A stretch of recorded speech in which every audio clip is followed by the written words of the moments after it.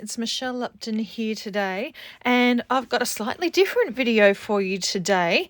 What this video is, it started its life as a live video on Facebook for the Hero Arts Creative Hour that runs every Thursday evening Eastern Time on the Hero Arts Facebook channel.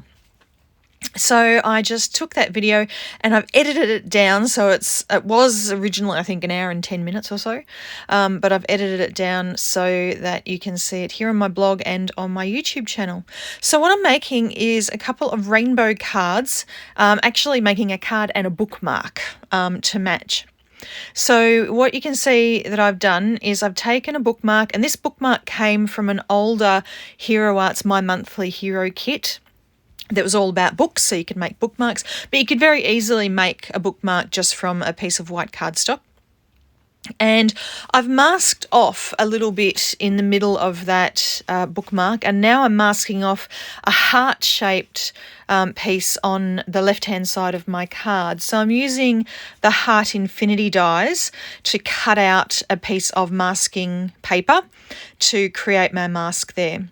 And you can see that I've got out my Hero Hues Reactive inks, and I'm going to be doing some ink blending around those masks. So the colours that I'm using today, the pink one is called Taffy, the orange is Creamsicle, the yellow is called Lemon Drop, the green is called Key Lime Fizz. They're the ones that are in my inkstand right now.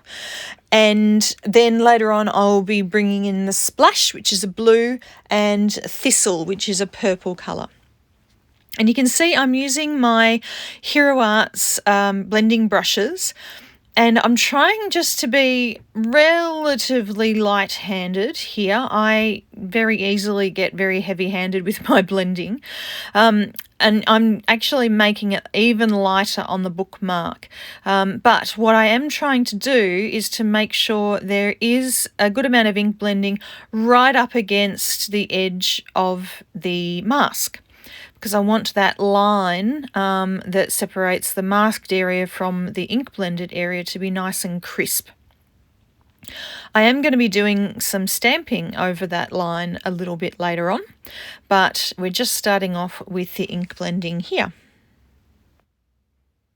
Okay, so I'm just going to skip forward to the last colour. You can see I'm just adding the Thistle, which is the purple colour here, just in the bottom right hand corner of the bookmark and the bottom left hand corner of my card. You can see I've done a different pattern on the two. So I've just done sort of diagonal lines on the bookmark, but I've made the rainbow radiate out from the center of the heart.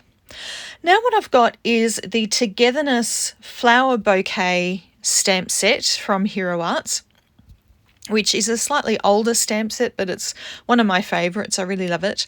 And I'm just placing it over the heart, and I'm going to have this stamping come out over the rainbow that I've just done the ink blending on. So I've pulled out my Hero Arts Intens-ified black ink. And because I'm stamping over the reactive inks, I find that I do have to stamp twice, because the reactive inks have a pigment in them.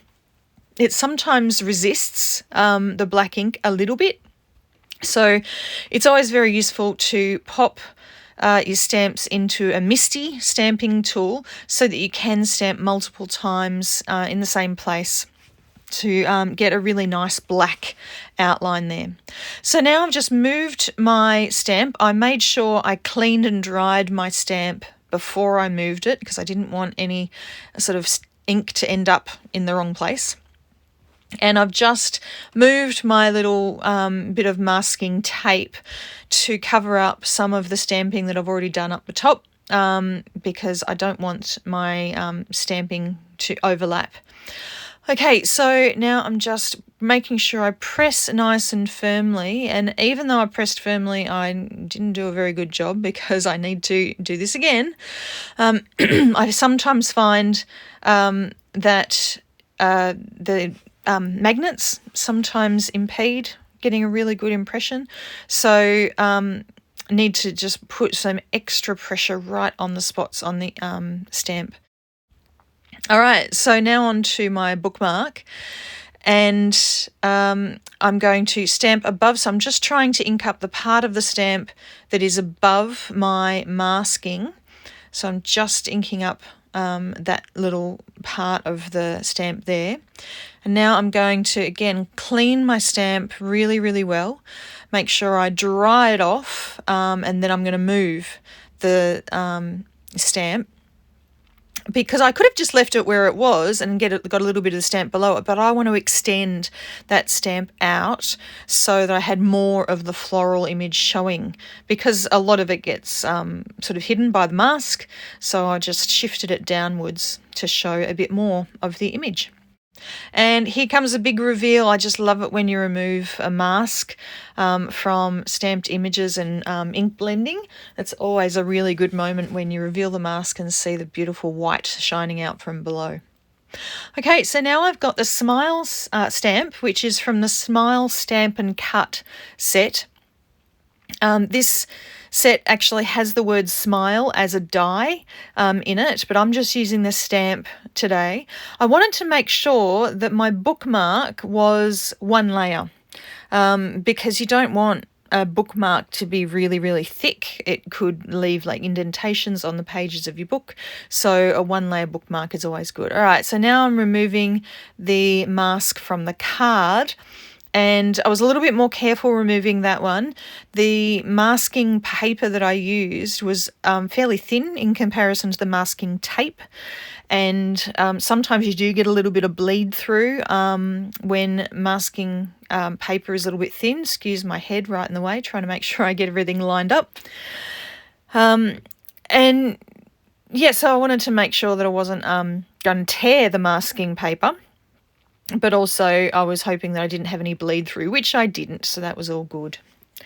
All right, so now to add a little bit more definition to my stamped images, I've pulled out some Copic markers. So the colours that I used, starting off with R43, and you can see I'm just adding colour in the image where there would be shadows. So normally where I would add the darkest colour if I was doing Copic colouring, that's where I'm adding this colour. But I'm only going to be using one colour for each part of the rainbow. All right, so R43 was the pink. Then I'm using YR02, which is a pale orange colour. Then Y13.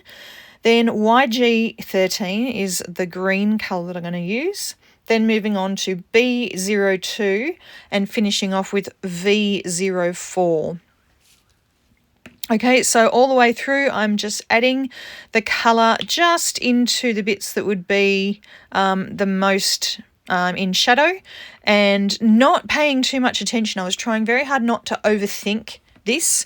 I didn't want to spend time blending out the colour. I did a little bit of flicking here and there, but that's not the look I was going for. So I just wanted to add some bright colour to the really soft ink blending that I'd already done.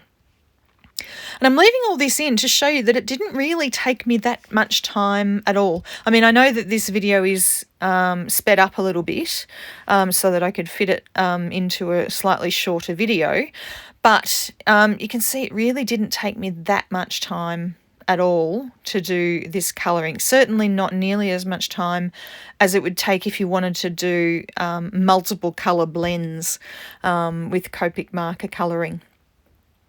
All right, so I'm almost finished, just going in with the last colour here, the VO4, the purple there, and adding it to a few last leaves, and there's the colouring done, and that's pretty much all I did.